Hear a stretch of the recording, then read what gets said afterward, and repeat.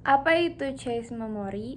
Cache memory adalah jenis penyimpanan sementara yang digunakan untuk menyimpan data yang sering diakses dan meningkatkan kecepatan pemrosesan.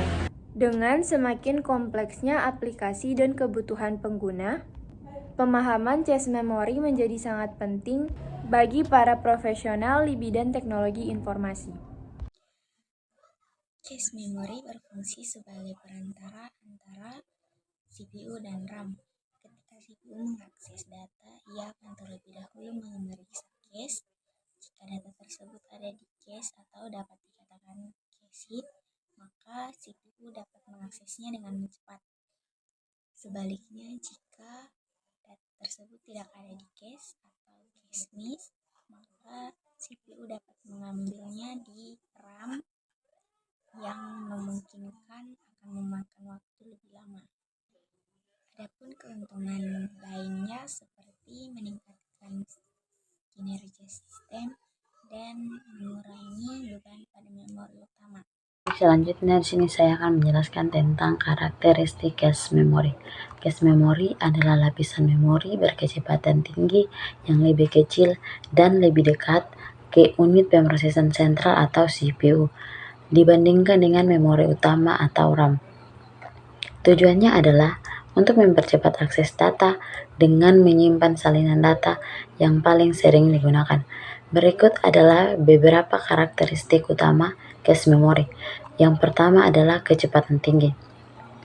Cache memory dibuat menggunakan teknologi memori yang lebih cepat, misalnya SRAM (Static Random Access Memory), dibandingkan dengan memori utama, biasanya DRAM (Dynamic Random Access Memory). Waktu akses ke waktu dalam cache jauh lebih singkat daripada waktu akses ke RAM. Yang kedua ada ukuran kecil. Kapasitas cache memory jauh lebih kecil dibandingkan dengan memori utama. Hal ini dikarenakan biaya produksi memori berkecepatan tinggi lebih mahal.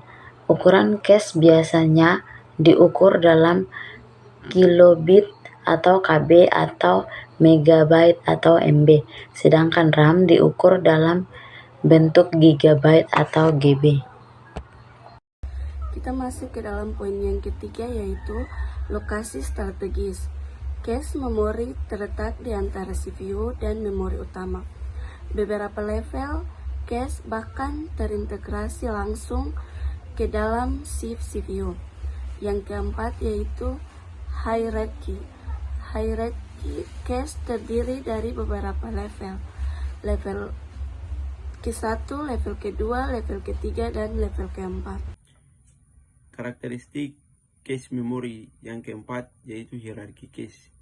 Hierarki cache terdiri dari beberapa level. Level pertama paling kecil dan tercepat ada di dalam core CPU dalam kurung data dan instruksi. Level 2 lebih besar, sedikit lebih lambat, berada di dalam atau di luar core.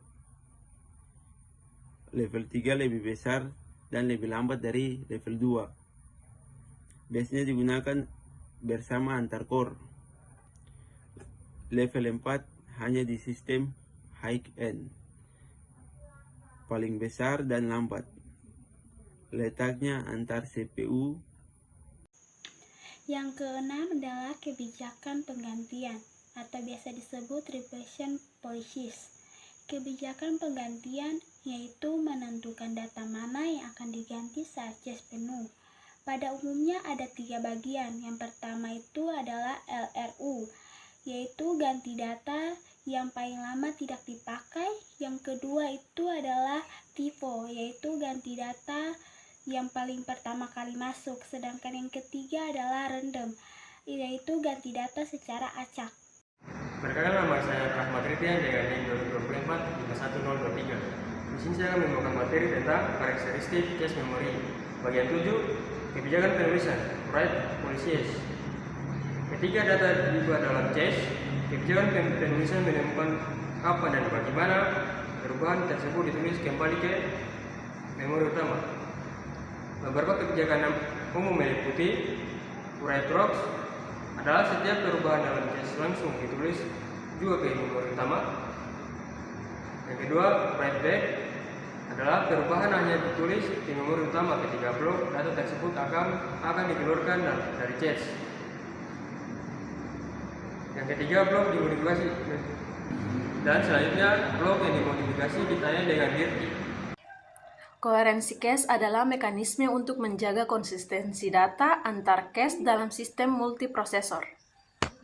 Koherensi cache memastikan data di cache tiap core CPU telah tetap konsisten saat mengakses atau mengubah data yang sama. Protokol seperti MESI digunakan untuk mengatur status data antara cache agar tidak terjadi konflik atau ketidaksesuaian. Contoh case memori yang pertama, pengambilan instruksi. CPU mencari instruksi di L1 case. Jika tidak ada atau case miss, pencarian berlanjut ke L2, L3 lalu RAM. Instruksi yang ditemukan disalin ke case lebih tinggi untuk akses cepat berikutnya. Yang kedua, akses data variabel. CPU mencari data L1 data case.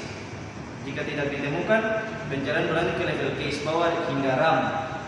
Data yang sering dipakai cenderung tetap di case. Perkenalkan, nama saya Christian Aguero dengan NIM 2024-51061. Selanjutnya yaitu 3 operasi input-output. Perangkat input-output seperti HDD dan SSD menggunakan case internal agar proses baca atau tulis lebih cepat. Yang keempat, web browser case. Browser menyimpan file web yang sering diakses seperti HTML, CSS, dan gambar secara lokal untuk mempercepat loading dan menghemat bandwidth. Contoh konfigurasi case prosesor modern yaitu L1 data case dengan 32 KB, L1 instruction case dengan 32 KB, L2 case dengan 256 KB, dan L3 case dengan 8 MB flash per core tergantung model. Saya akan menjelaskan jenis-jenis cache memory. Cache memory memiliki 3 jenis level. Level yang pertama, cache ini terletak di dalam CPU dan memiliki kapasitas yang rendah, tetapi sangat cepat. Level pertama biasanya dibagi menjadi 2 bagian, yaitu instruksi dan juga data. Cache level yang kedua, cache ini lebih besar daripada level 1, tetapi sedikit lebih lambat. Cache level yang kedua ini terdapat di dalam CPU ataupun bisa di luar CPU, tergantung pada arsitekturnya. Cache level yang ketiga, cache ini lebih besar dan lebih lambat dibanding cache level kedua. Cache level ketiga ini biasanya digunakan oleh beberapa CPU inti untuk berbagi data. Kemudian cara kerja cache memory. Cache memory menyimpan salinan data yang sering diakses CPU dari RAM. Ketika CPU membutuhkan data, ia pertama-tama memeriksa cache. Jika data ada atau cache hit, akses sangat cepat. Jika tidak ada atau cache miss, data diambil dari RAM yang lebih lambat, lalu disalin ke cache untuk akses selanjutnya. Sekian presentasi dari kami, terima kasih. Wassalamualaikum warahmatullahi wabarakatuh.